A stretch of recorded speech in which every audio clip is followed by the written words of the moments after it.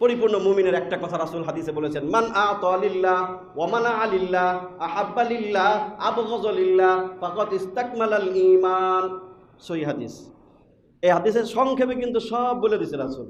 তুমি তোমার ভালোবাসা, তোমার ক্রোধ, রাগ, গুসা, খারাপ লাগা সব কিছু যখন আল্লাহর জন্য হবে, অমানা আলিল্লাহ আত আলিল্লাহ, কোনো কিছু দান করা আল্লাহর জন্য হবে, মানা আলিল্লাহ দান থেকে বিরত থাকা, সাহায্য সহযোগিতা থেকে হাত গুটায় নেওয়া আল্লাহর জন্য যখন হবে, তখন তুমি পরিপূর্ণ মুমিন হইবা। চারটা কথা বলছেন, খুবই দামি, এটার ভিতরে অনেক কিছু লুকাইতে আছে। আপনার যত ভালো লাগা আছে সব কিছু আল্লাহর জন্য হইতে হবে। আমি ওই অমুকরে ভালোবাসি, ওই দল ভালোবাসি, ওটা ভালোবাসি, এটা ভালোবাসি, সব ভালোবাসা কার জন্য হবে?